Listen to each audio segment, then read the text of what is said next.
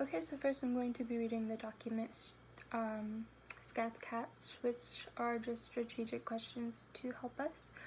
Or it says Scats Cats is just a catchy way to help you remember 4 very helpful ways to get the talkers to continue talking, go deeper, and hopefully learn more about what's on their mind. The first one, share a story. The goal is to get personal experiences. This is not an opportunity for debate or analysis. Do not interrupt the talker's story to tell them what you imagine is the root of the issue. Just listen. So some questions to ask the talker in the S of Scats Cats is what happened? Could you start from the beginning? Can you give me some examples of that? Or how did that work out for you? The second one is to clarify terms or concepts being used. Just asking them to clarify what they meant by something in their story that they told you. And another question is to ask them, what does that mean for you in this case? And the third one, arrange space. You can arrange space physically, socially, intellectually, or emotionally. One way is physically, and it's a large portion of how we communicate, and that is nonverbal. You can lean in to show you are interested. You can mirror their sitting position to show the talker's unconscious mind that you on the same wavelength. An intellectual or social is to create the opportunity for new perspectives. Some things you can ask yourself is, what do you suppose the other person would say if they were here right now? What perspectives haven't you heard yet, and what information do you still need from the talker? And the last one would be emotional. Offer talkers a space to be real with you. Some questions you could ask them is, when you say that happened, what emotions came along with it, and how does that compare to what you are feeling now?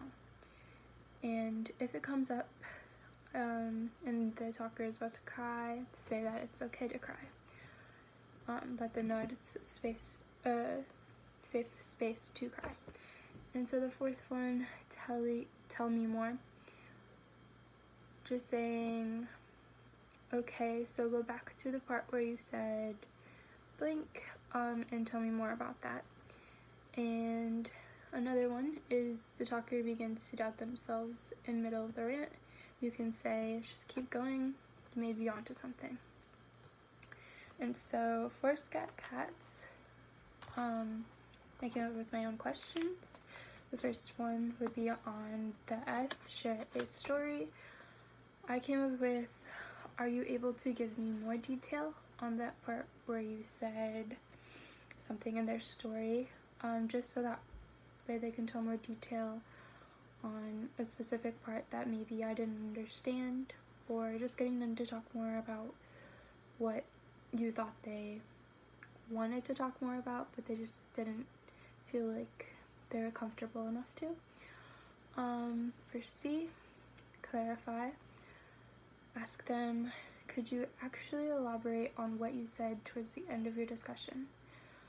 I feel like that's a good question to ask for clarification, because in the beginning and the middle of their story, they tend to really get out all of their emotions and thoughts, because I feel like they're not really worried about time when thinking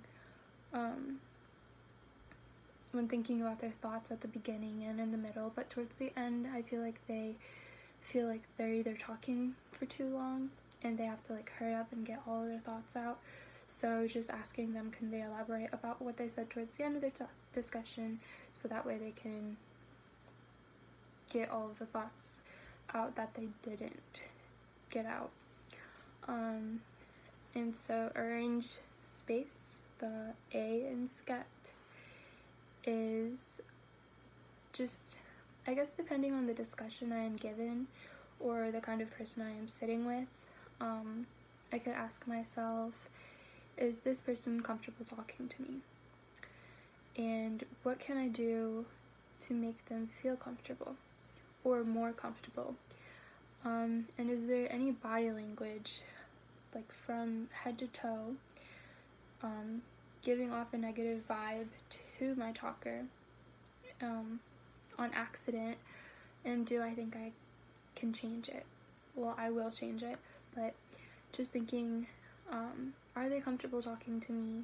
Can I like change any way that I'm sitting? Can I change my voice?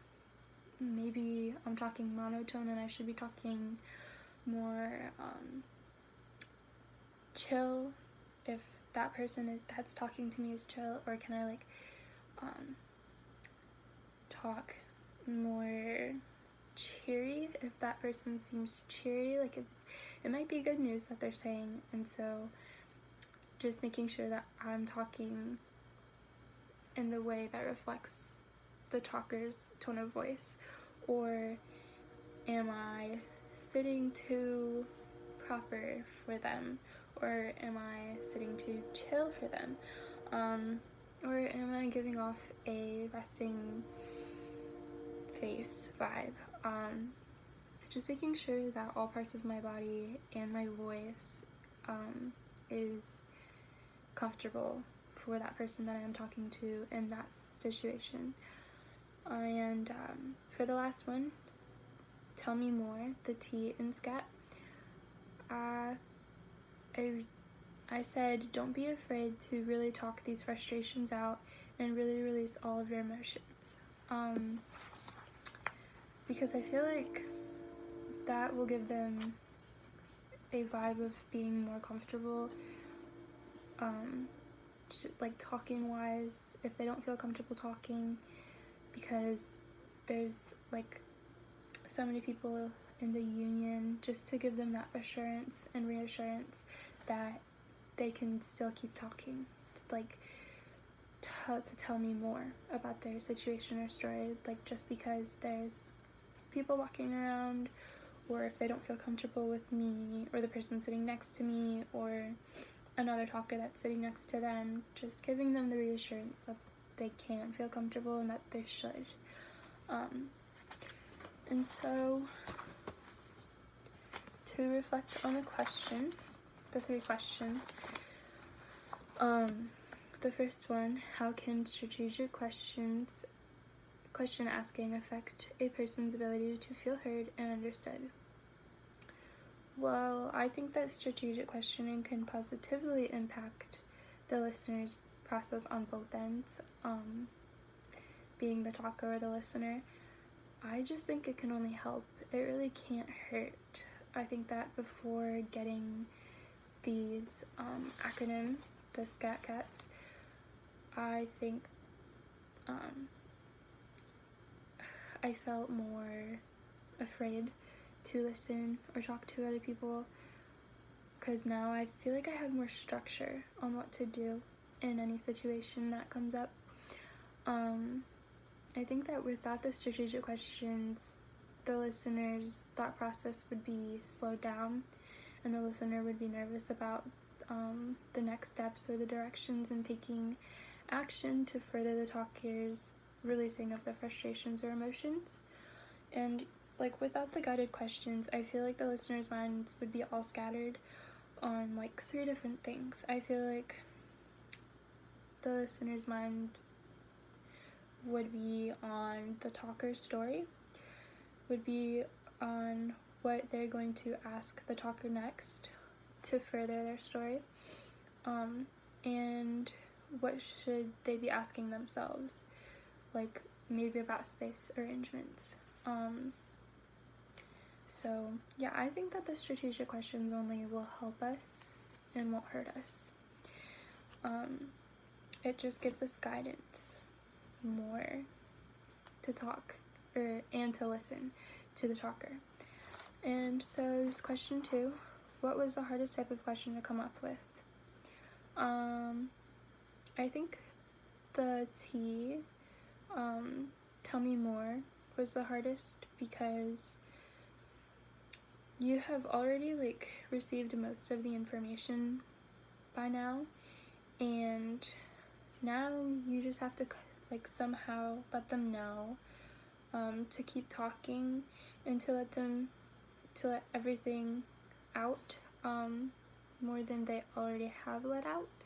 So just like to keep them going in the same direction, just to keep more information coming out, and like to let them know that that it's about them letting out their emotions, and not about us giving them helpful information like to their issues or to their stories. And question number 3, how can going back and watching our own recordings help us to become better listeners? I think it can give us an idea of what we are like to talk to when others talk to us, and because we never really get that opportunity to talk to ourselves unless we like stare in a mirror and talk to ourselves. But I think it's just good to know what we're like, so that way we can just change anything that we don't like, or anything that we don't think that the other people will like, and just catch anything that could be like a negative vibe towards anyone. I think it's good so we can watch our body language, how our body moves, if I'm using too much of my hands, or if I'm constantly like looking off, or